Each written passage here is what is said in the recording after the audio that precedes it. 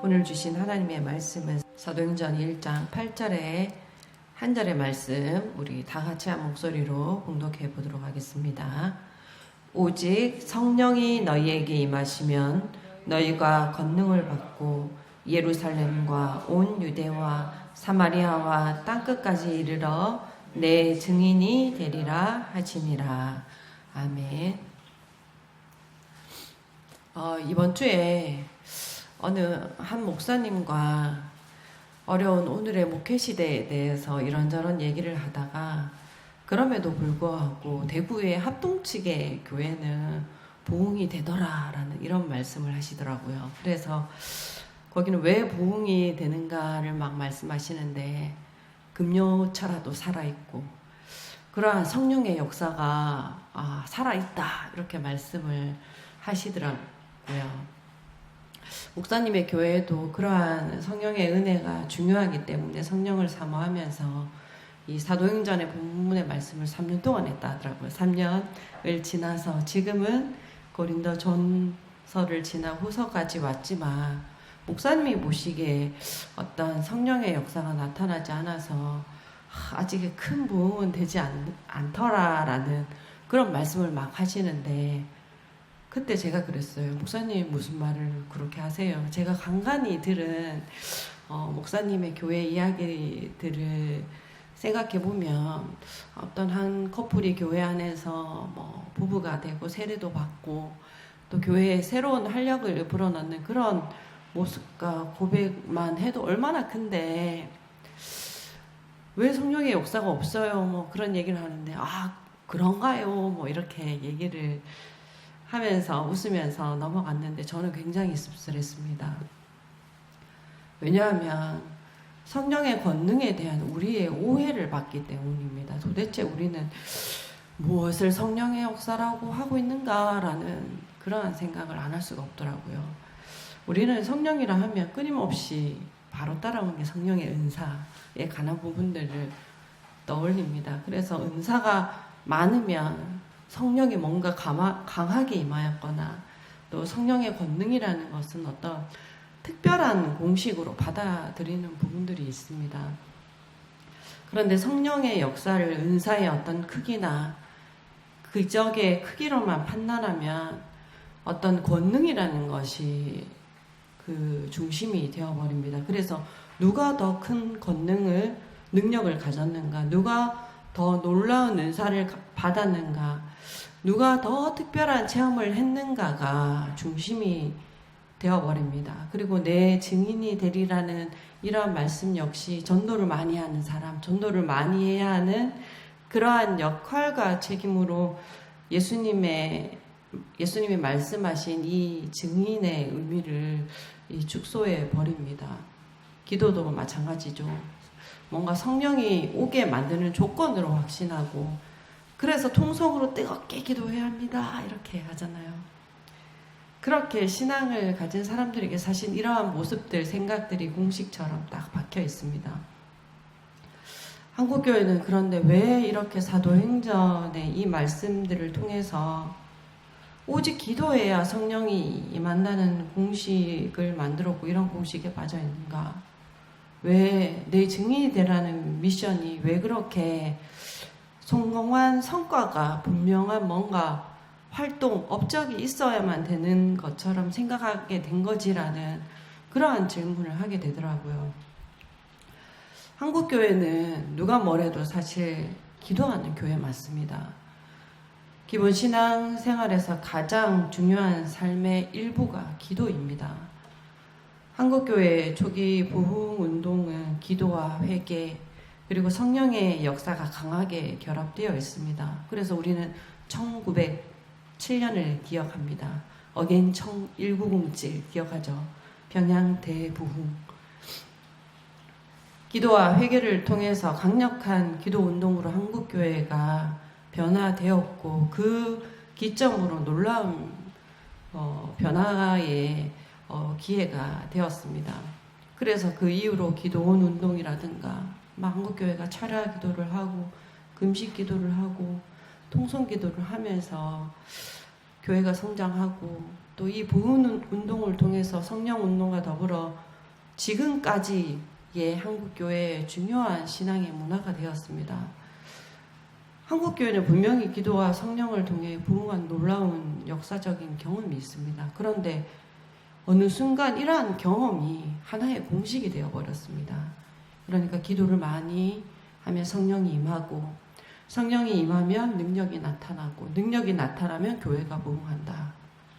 그런데 경험이 공식이 되는 순간 성령은 하나님의 약속이 아니라 우리의 노력에 반응하는 그러한 능력처럼 이해되기 시작했습니다.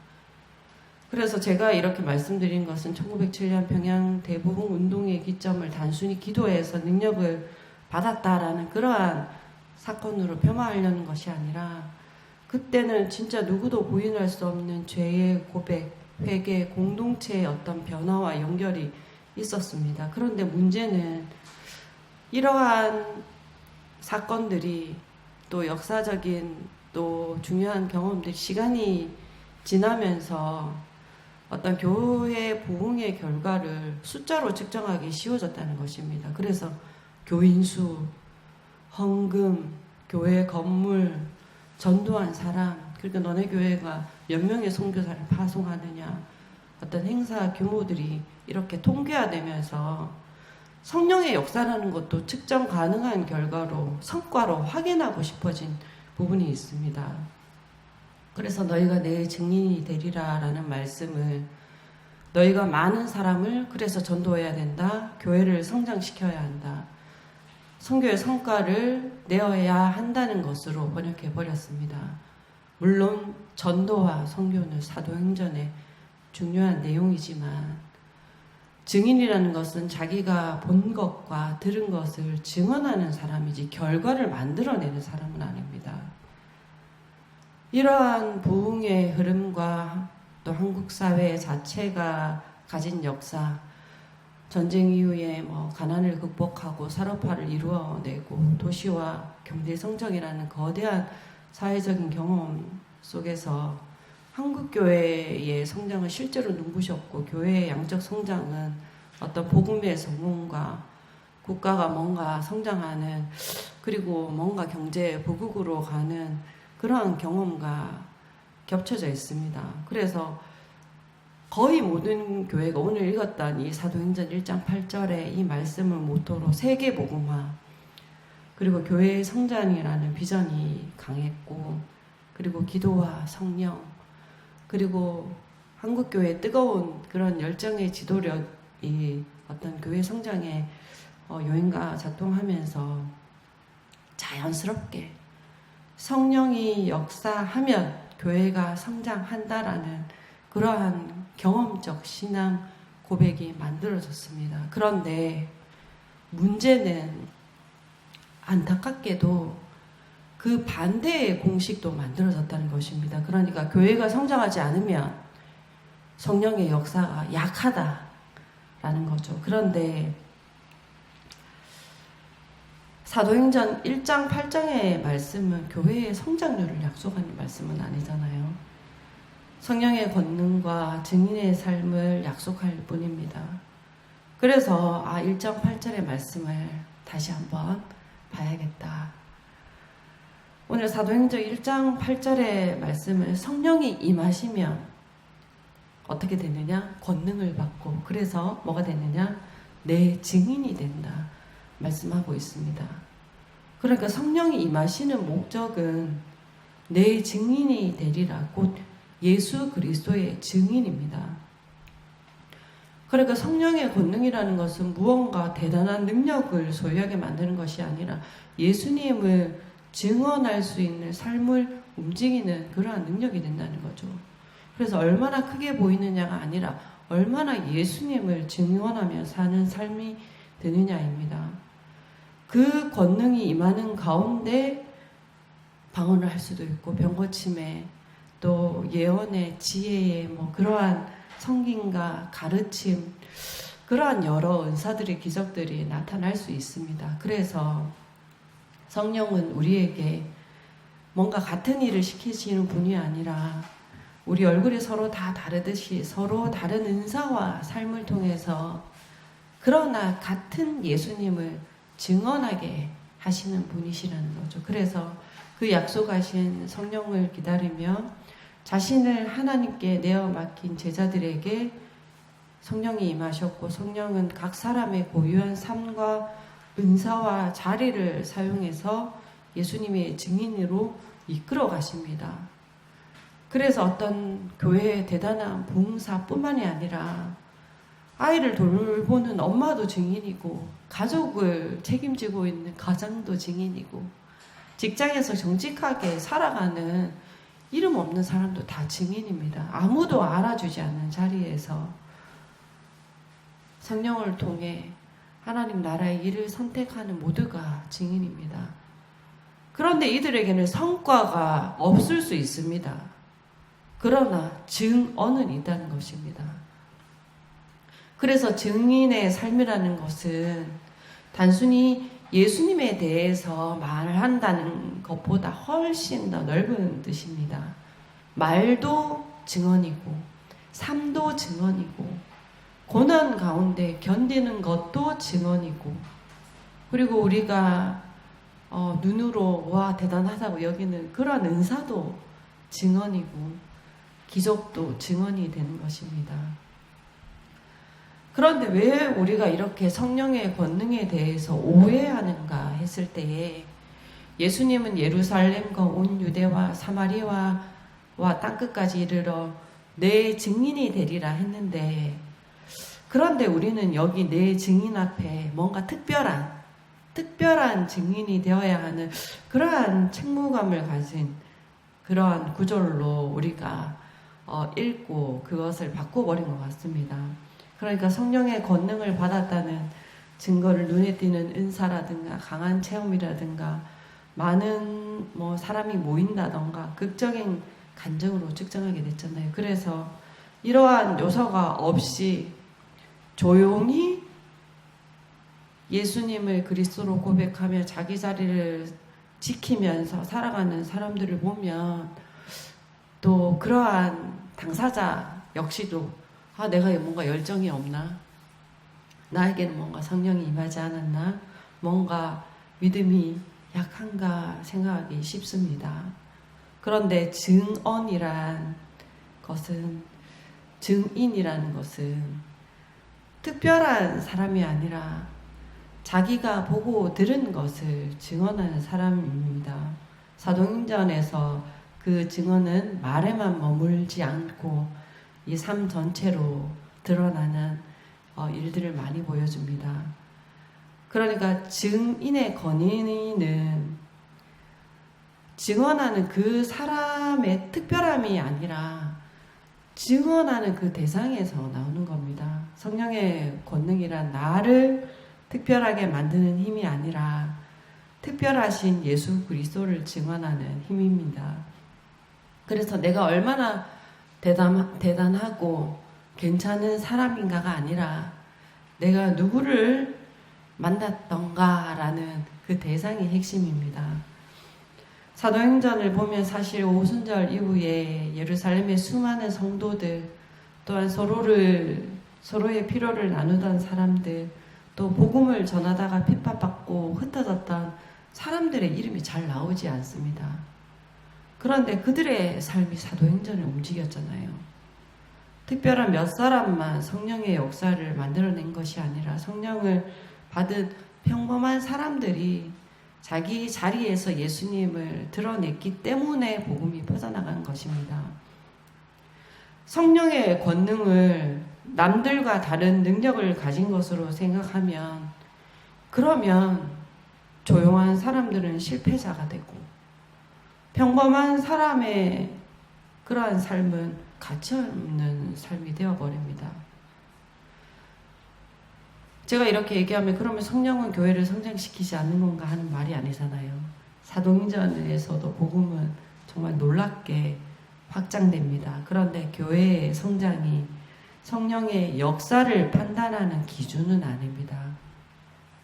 성령께서 주시는 권능의 목적은 교회가 성공하고 교회를 자랑스럽게 만드는 것이 아니라 내 증인, 예수님의 증인이 되게 하시는 것입니다. 교회가 커질 수도 있고 작을 수도 있고 또 많은 사람이 올 수도 있고 때론 한 사람만 남을 수도 있습니다.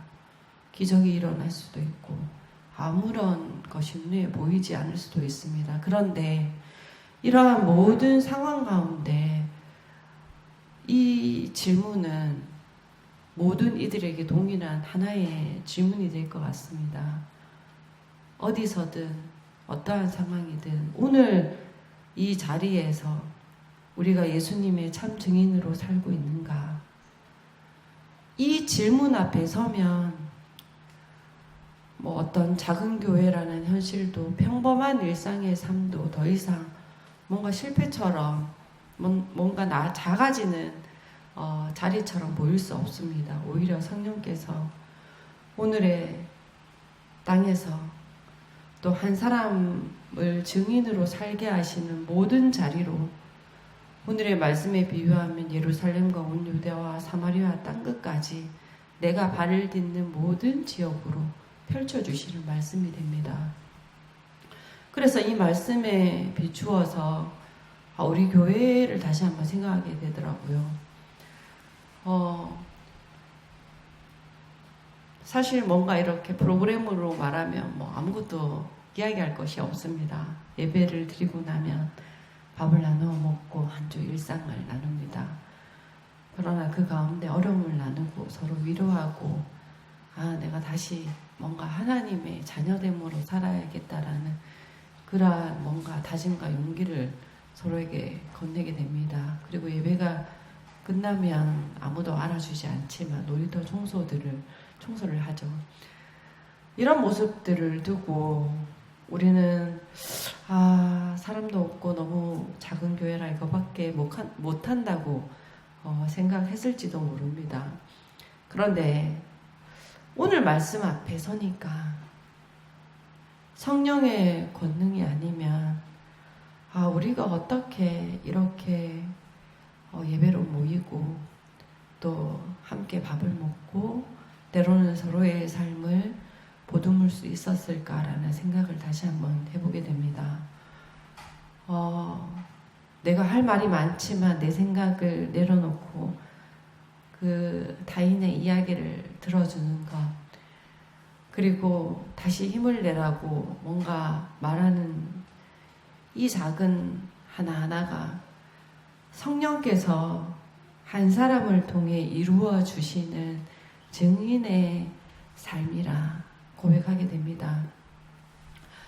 저도 작은 교회를 목회하면서 때로는 제 안에 열매가 뭐지 성과가 뭐지 이렇게 생각할 때가 있습니다. 그래서 이렇게 하지 못할까라는 제 삶을 답답해하기도 하고 그리고 속상해하기도 하고 그런데 오늘 말씀 앞에서 너희가 내 증인이 되리라 라는 그런 말씀을 다시 바라보게 됩니다. 주님은 우리에게 무엇을 더 해내야 되는 증인이 된다고 해내야 되는 그런 증인이 되라고 말씀하지 않습니다. 성령을 약속하시고 성령의 권능으로 예수님의 증인이 되라 이렇게 말씀하십니다. 그래서 이 오늘에 또 새롭게 주어지는 이 말씀 앞에서 움츠러들지 않고 또 특별함을 뭔가 증명하려 하지 않고 오늘 우리에게 주어진 자리에서 예수님을 증언하며 살겠습니다라는 이 고백이 성령의 역사를 만들어 낼물 다시 또 고백하게 됩니다. 그래서 다시 한번 성령의 권능이 임하시는 목적은 특별하고 특출난 그러한 증인이 아니라 예수 그리스도의 증인이 되기 위해서라는 이 말씀이 자격 없는 자에게 베풀어지는 그러한 은혜의 복음이 되는 말씀이므로 다시 고백하게 됩니다. 그래서 저는 우리 교회 앞에 성령의 권능 안에서 예수님의 증인이 되려면 기도하십시오. 성령을 받으십시오. 능력을 받으시고 세상으로 나가 전도하십시오라고 이렇게 말하지 않겠습니다. 대신에 저는 1장 8절의 말씀을 통해서 이렇게 말씀드리고 싶습니다. 기다리고 자기 뜻을 내려놓고 입술의 기도가 아니라 온 몸과 마음에 실제로 기도하고 성령께서 우리의 삶을 새롭게 보게 하시니 오늘 발딛고 있는 자리에서 예수님의 증인이 되기를 원합니다. 저는 특별한 행동 지침은 없습니다. 그저 내가 옳다는 것을 증명하는 대신에 상대의 말을 들어주는 것, 때로는 내가 이리저리 상대받고 나를 공격하는 그러한 알아차림 속에서도 내가 뭔가 응징하고 목소리를 선택하지 않는 것, 때로는 아무도 알아주지 않아도 내가 예수님의 마음으로 지속적인 그러한 돌봄을 붓는 것, 공동체를 위해서 묵묵히 뭔가 자기 몫을 하는 것, 하루하루 내 삶을 하나님께 맡기고 정직하게 누가 보든 보지 않듯 살아내는 것도 예수님의 증인의 삶이라는 것을 그저 짧게나마 더해드릴 뿐입니다. 사도행전 1장의 제자들도 특별한 증인이 되려고 모인 것이 아닙니다. 그냥 예수님의 약속을 붙들고 기다렸고 마음을 같이하여 오로지 기도했을 뿐입니다. 그리고 성령이 오셨을 때에 성령께서 그들을 필요한 곳에 보내셨을 뿐입니다. 그래서 특별한 증인이 되려고 애쓰는 것이 아니라 성령 안에서 오늘 자신의 실제 자리에서 예수님의 증인이 되는 것을 끊임없이 선택하는 삶이 더 소중하고 중요함을 기억하길 원합니다. 그래서 우리 교회의 신앙 고백에서 성령의 권능으로 땅끝까지 내 증인이 되기 위해서 내가 얼마나 뭔가 교회에 일조하고 있느냐 이것이 아니라 내가 참 예수 그리스도의 증인으로 살고 있느냐라는 이 질문 앞에서 떠나지 않는 성령의 임재가 있기를 소망합니다. 한 사람이 있어도 증인이 될 수 있고 10사람이 있어도 증인이 될 수 있고 그런데 수백 명의 수백 명이 있어도 증인이 아닐 수도 있더라고요. 그래서 교회는 뭔가 성과를 생산해내는 조직이 아니라 성령 안에서 예수님의 증인으로 부름받는 사람들이 함께 존재하는 공동체다 라는 이 고백으로 우리가 같은 마음을 품고 기도하면서 오늘 나는 누구의 증인으로 살았는가를 물으면서 우리에게 주어진 삶의 자리를 또 관계들을 또 하나님이 우리들에게 펼쳐주실 또 성령의 역사들을 감당해 나가는 우리 모든 지체들이 되기를 바랍니다. 함께 기도하겠습니다. 아버지 하나님, 우리가 하나님의 이 말씀을 때로는 우리의 또 생각으로 우리의 기준으로 오해하며 우리의 또 욕망을 이루기 위해 도구로 삼았던 그러한 부분도 있음을 고백합니다. 다시 한번 두 눈을 번쩍 뜨고 성령께서 오늘 누구의 증인으로 살게 하려 하는가, 내 능력이 아니라 성령의 권능으로 하게 하시는 그 하나님의 뜻이 무엇인지, 왜 우리를 부르셨는지 이 물음 앞에 정직하게 답해가는 우리 모든 지체들의 삶으로 인도하여 주옵소서. 그래서 부르심을 받은 또 제자도 교회가 한 사람의 증인이라도 또 성령의 권능을 받고 내 증인이 되라는 이 예수님의 이 말씀을